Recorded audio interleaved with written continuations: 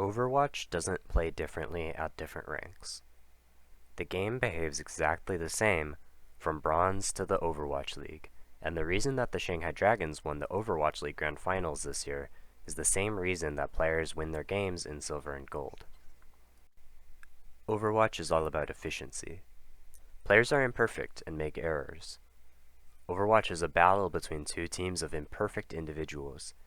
Each team strives to achieve further perfection in their play than their opponents and use their given resources more efficiently than the competition. Whoever can make the fewest errors wins. It's a game of how a team of flawed individuals can come together to plan and execute team strategies using intuition and logic. Regardless of the rank, the team that most effectively takes advantage of all its chosen heroes will win the match. The emphasis on efficient play emerges from the design of the game itself. Overwatch is an objective-based game, and a team's goal is to complete the map's objective more efficiently than their opponents. They want to use less time and complete the objective further by denying the opponent's progress. This is accomplished through map control. Map control means taking and holding positions that allow you and your teammates to use your heroes more effectively than the opponent can use theirs. Good positioning will both enable yourself and disable the enemy. Each team wants to pressure the enemy. Pressure means damage or threat of damage. For example, a Platinum Widowmaker player may miss many shots, but they are still a threat because of the chance they might instantly kill a player. Pressure will force the enemy to use valuable resources like cooldown abilities, force them to leave their current position, or outright eliminate them once the enemy lacks resources or the ability to retreat. Map control, from a more nuanced perspective, means understanding how you can maximize your team's pressure while minimizing the enemy team's pressure on you. In Bronze, every player uses their hero inefficiently. It can be for a variety of reasons. They might not use cover to reduce damage taken, or maybe they miss so many shots that they cannot effectively exert pressure or help the team against enemy pressure. It takes relatively low efficiency to climb out of Bronze, because all the players are inefficient, lacking mechanics and tactical understanding. After all, you just need to be more efficient than the other team at creating pressure or handling enemy pressure to climb. That is why in Bronze, heal botting can often work to climb. It's easier mechanically and strategically, while still helping teammates survive enemy pressure. If you are better than the opponents at surviving pressure, and both teams have approximately equal pressure, you will likely win the match. Similarly, heroes like Roadhog are popular for climbing because they can apply significant pressure themselves compared to some other heroes that are better at enabling the pressure of teammates. The Roadhog creates a difference in pressure, and as long as both teams are around even at handling pressure, the Roadhog's team's higher pressure will win out. Here's a clip from a Bronze replay that I found on Overwatch University a few weeks ago. We see two teams attempting to get the first capture on Lijiang Tower Gardens. The blue team starts to struggle. The Reinhardt is facing lots of pressure because he has no cover and lacks the shield resources needed to close the distance fast enough before dying.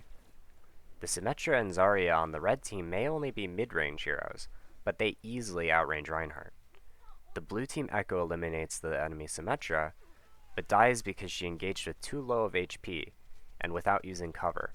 By the time she was close enough to hit her shots on Symmetra, she lacked the resources necessary to close it out. The key player to watch, though, from now on is Red Team's Soldier 76. He's at a range where the enemy cannot easily close the distance, and where he can effectively deal damage. He's playing near cover too, meaning it's hard to force him away. Lastly, because he's away from his team, the enemy cannot easily block pressure from both him and his team. This is called an off angle, and is one of the key ways teams will achieve map control. His pressure draws the attention of the blue team Tracer, backline, and Reinhardt, leaving the blue team Diva to die on point to the rest of his team. He used his hero efficiently to deal more pressure to the enemy team than they could feasibly exert on his team. Now the blue team is engaging again, and the red team Zarya dies because she was too isolated from her team and lacked the ability to escape. She positioned in a place where her team could not use their pressure effectively and where she could not effectively survive the enemy pressure. The blue team Reinhardt faces a similar dilemma to the first fight. He's taking too much damage and cannot close the distance. But this time, The blue team has the resources needed to help him close the distance, Nano Boost and Valkyrie, along with his charge ability. He charges through the enemy team, putting himself at a close range off angle, and suddenly the red team's pressure is being used less efficiently than the blue team, who thrives in close range brawling. Red cannot effectively create pressure or handle the enemy pressure anymore, and lose control of the point. In a higher rank, Reinhardt's choices for closing the distance would not have been efficient enough. There would have been more pressure, requiring more efficiency in handling the enemy pressure. They would need a Lucio to reduce the time it takes to close the distance, more decisive use of their shield, cover usage, and allowing their shield to regenerate behind cover. If he charged in with Nano Boost like he did in this example, it's unlikely that he would have survived because of that higher pressure and more attentiveness to using CC. But in lower ranks, this level of efficiency in leveraging a hero's strength is enough to climb and win fights. As we move up the ladder towards ranks like Platinum, a higher degree of efficiency is necessary to succeed. Players begin to improve mechanically, tactically, or both. They apply pressure more efficiently, creating more total pressure, and handle the enemy pressure more efficiently. Healers can only heal a finite amount, so instead of relying on their healers to negate all damage, players must rely on map control now. The pressure incoming exceeds the ability of healers to negate it all. For example, no healer can out-heal a Widowmaker headshot. Now, healbotting on a hero will still contribute value and help against some pressure, but it won't diminish pressure enough to give your team an advantage. Instead, the hero is better leveraged by contributing to team pressure, which more reliably gives the team an advantage than trying to outlast the enemy pressure. An Ana will look for shots on enemies and land biotic grenades on enemies. Because of that added pressure, it becomes more effective at suppressing the enemy rather than just merely outlasting them with healing. There's too much damage to heal, so you heal some of the damage, and then focus on pressuring out the enemies producing the damage. Let's take a look at a Platinum game replay. Once again, we see a situation where the blue team needs to close the distance against the red team. The blue team's Reinhardt, Zarya, and Genji all thrive in close-range situations, especially with Earth Shatter and Dragon Blade ready. The red team's Wrecking Ball, Sigma, Ana, Baptiste, and McCree all prefer to maintain some distance. The blue team's Reinhardt is able to close the distance thanks to efficient shield usage, receiving Zarya's bubble, and the red team failing to back away. Reinhardt exerts pressure the best in close range, and exerts pressure better in that range than the enemy can. While the red team's Genji uses Dragon Blade, he goes for the nano-boosted Reinhardt, who still has more close-range pressure than the Genji does. It would have been better to go for the blue team's backline, who cannot handle the pressure of the Genji's close-range damage. For most of the fight, all of the red team members stay on the point within brawling range of the red team frontline and take too much damage, leading to their demise. If the red team players had searched for a way to maintain the distance and cut off the blue team's support line as they engaged, there's a high chance that the fight could have gone in the red team's favor. Close-range team compositions tend to be especially strong on control maps, specifically because teams prefer to keep the objective in their possession, limiting their ability to give up space to avoid pressure. The close-range pressure team thrives here, forcing resources rapidly with high pressure, and then getting eliminations, often winning the fight. The blue Reinhardt in this example was able to efficiently close the distance, achieving map control, and the red team failed to achieve map control because they were unable to stay at a distance where they could more effectively exert pressure than their opponents. Once players reach ranks such as Masters and Grandmaster, their mechanics and tactical ability have improved to the point that extremely high efficiency is necessary to gain an advantage. Each player creates significant pressure and is well versed compared to most players at handling enemy pressure through the use of cover or resources. Map control and using a team's heroes efficiently becomes all the more important. Teams begin to set up crossfire angles with teammates to prevent the opponents from effectively using cover. Additionally, when playing heroes that prefer close-range pressure, teams will now rotate through sheltered areas of the map to more effectively close the distance.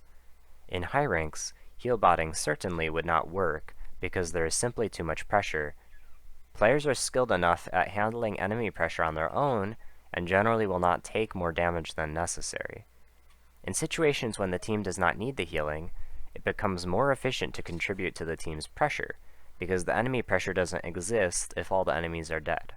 Decisions become less a question of what is the correct play to make, and more a question of what is the most efficient correct play I can make. Players' choices are generally justified at these ranks and onwards, and almost always have potential value, but are not always the most efficient and more efficient than the opponent and enough to win. It's still about efficiency and minimizing mistakes. Here's one last replay from Masters before we start talking about broader concepts and professional play.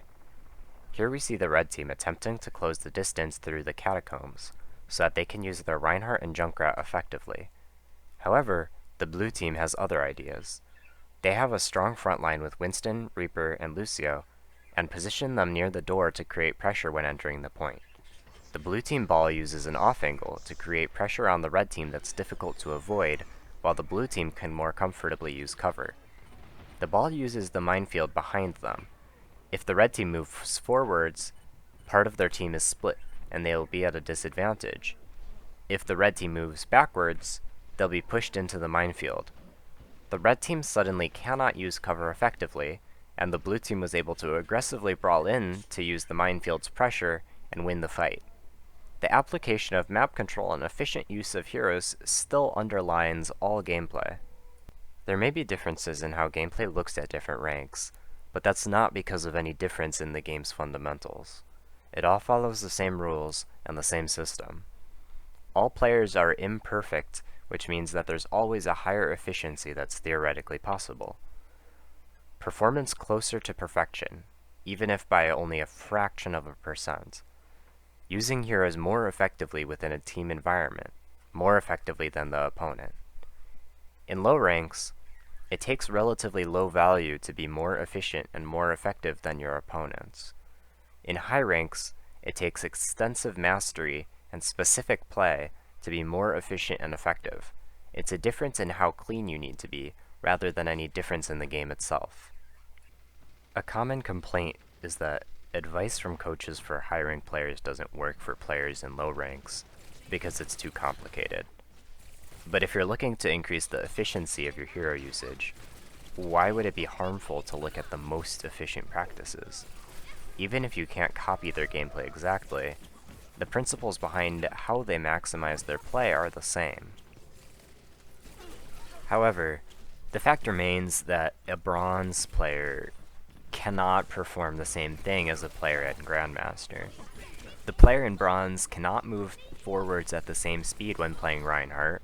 They cannot hit the same shots as an aggressive McCree playing in Contenders, and they don't receive peel as a support. This is the root of the misconception that ranks determine the way the game plays, and why people claim that ranks play differently. This is because people fail to adjust their expectations of map control into the context of the specific match. If a player does not have a top-tier Lucio, clearly it will be harder to close the distance on Reinhardt. The most efficient play becomes the most efficient play for this hero within the context of this match.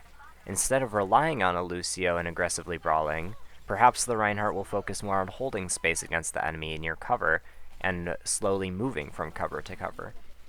The McCree player may not have the aim to play as aggressively as the Contenders player without feeding. They need to understand their limitations. Instead of putting themselves in a situation like the Pro, where they need to hit every shot, they can play closer to cover and not commit so deep.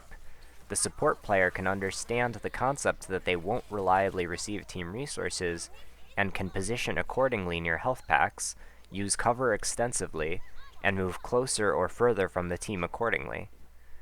In the metal ranks, players complain about teammates moving in too aggressively, but in the context of the situation, the most effective way to use your hero can sometimes be to support the overly aggressive player. The most efficient way to play in context is the one that complements your team and the situation of the rank. It's important also to remember that in high ranks, while you might receive more resources, there's also significantly higher pressure, and in low ranks, while there's significantly lower pressure, you're getting less resources. So it reaches a strange equilibrium of sorts, where you still require the proper play because of that proportionality. It's useful to understand the theoretically perfect positions, or the ones that are most efficient for professional players. But it's more useful to understand why those positions are efficient within their context, so that you can use those principles and apply it to your own context. It's fun to believe that you can say it's a team composition difference and boil things down into one quote-unquote most efficient meta with a set of heroes. And it can be fun to say that there are most efficient actions that will always be correct, but it's simply not true. It's simply not true. The world isn't so binary, and being reductive without reasoning comes at the cost of lacking understanding. A position that may have been the most efficient in one match may be less efficient against certain opponents, even on the same heroes, because we are all imperfect and unpredictable individuals with our own tendencies. A team composition that was efficient for one map might not work for the next because of map geometry, simple matchup into the enemy team's players and heroes, or even just because the enemy team suddenly rallied behind a call from a leading player. You can't break things down into nice cubes and prisms where every block fits in its little hole perfectly. It just doesn't work. The way players climb in Overwatch is by developing understanding on how to apply their specific heroes efficiently in many different contexts. Without understanding and your own reasoning, all the advice and help in the world will be meaningless. Good advice can be taken too far and become unhealthy, such as an Ana player who never uses a biotic grenade on teammates because she's been told to only look for them on enemies. Poor advice can promote thought and growth, such as understanding why healbotting fails eventually, or saying that a Sigma player should always be looking to play on the objective with their teammates. Take the time to understand the game from a deeper and more nuanced perspective if you want to really improve from a tactical perspective and improve your consistency. The game is not dictated by the rank, and similarly, players are not dictated by the rank. I say that a player improves in mechanical ability, tactical ability, or both because every player has a unique path of improvement. Improving in both regards improves a player's overall efficiency and effectiveness on their heroes, which is why a player in Diamond can be all aim, no brain, or a player who's all brain and no aim. Similarly, a player can have a personal situation that affects their rank. If they're busy with work, schooling, or a hobby like coaching, their rank will likely drop as their consistency reduces. If the person cannot afford optimal computer hardware, they'll likely be playing on a much more limited FPS. A player with a high rank could have queued with a friend who carried them most of the way, even if it wasn't intentional, or they might have paid for account boosting even. They also may have climbed while a hero they play was incredibly strong, and now lack performance when their hero requires further efficiency due to lower resources and pressure. There are too many factors to reduce a player's skill to pure rank. That's why when trialing players for a team, while their skill rating may be a good base factor to filter people out and find players at your right level of efficiency, it should never be the deciding factor. The Los Angeles Gladiators don't recruit a player like Kevster because he's the top-ranked player on ladder. They recruit a player like Kevster because he fits their rank requirements initially, but afterwards impresses them with intelligence, effective gameplay, and more than anything, a good attitude and passion for the game. A skill rating cannot be used to gain the whole picture of an individual, be it underestimating or overestimating their ability. So then why would we say that coaches and content creators should be judged by their skill rating? If the skill rating already fails to give us useful information about a player beyond a vague idea of their efficiency, shouldn't it be even less accurate at determining an educator's qualification? Players will regularly ask about a coach's rank.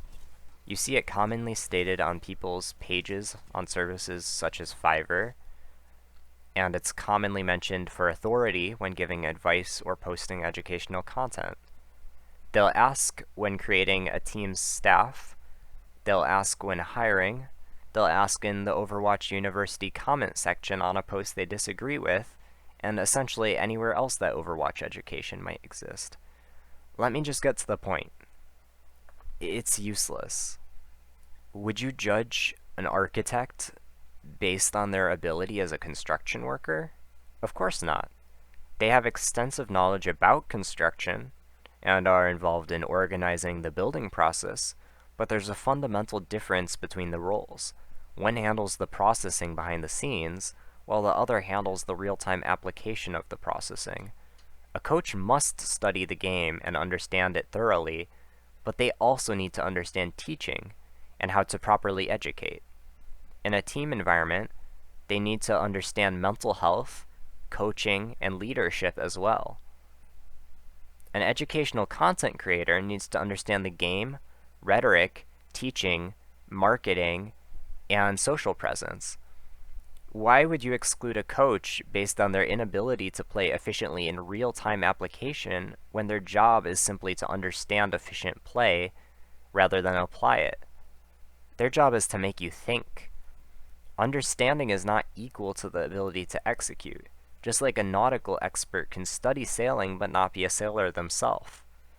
It can be due to a lack of time, a loss of reflexes from aging, physical condition, lacking computer equipment, or a myriad of other reasons, but it's too black and white to say that SR is a coach's skill. There likely is a correlation between the quality of advice and skill ranking, because a high-ranked player has to understand efficiency on some level, and a low-ranked player generally lacks that efficiency in some regard. But not all high-ranked players have the reflection of teaching knowledge to advise a player meaningfully, and while all low-ranked players are inefficient in their play, their understanding of efficiency can easily surpass the rank and real-time application of the knowledge.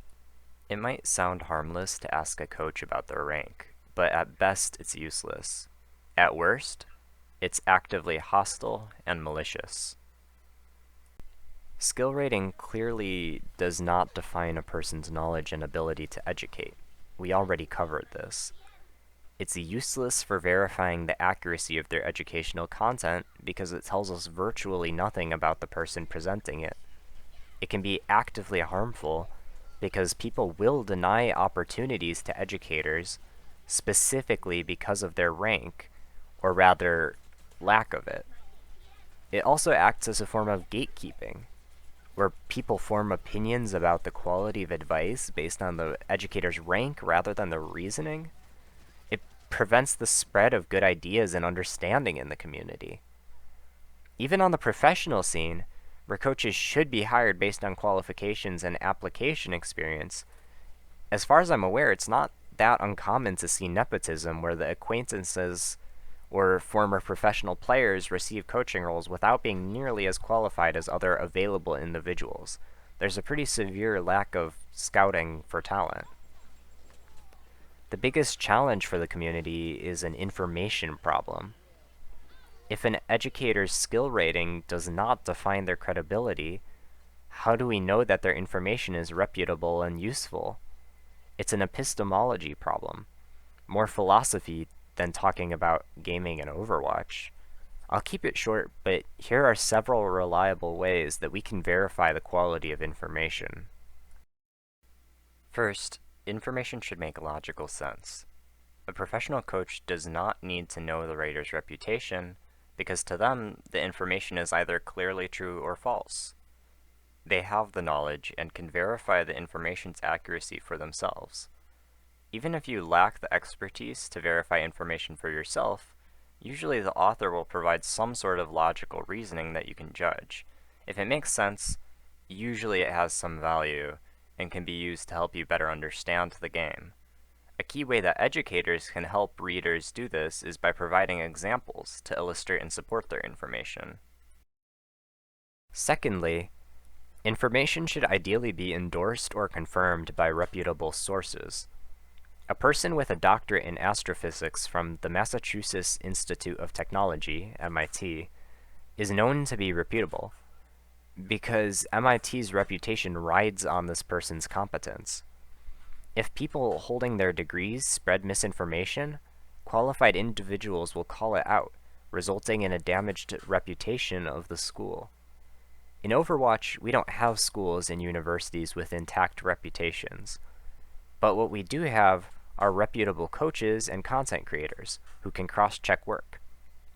Educators such as Temporal, SVB, Spilo, and Sword of Lighting all have established reputations and were endorsed by their predecessors and other coaches in the past.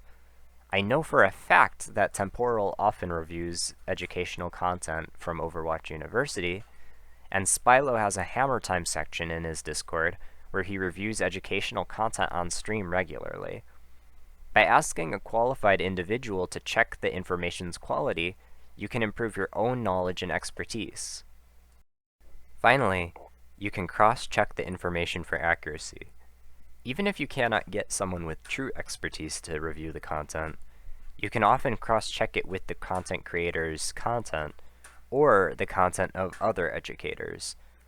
Cross-checking can help someone do self-correction, where they look for commonalities between sources that seem reputable or are confirmed to be reputable.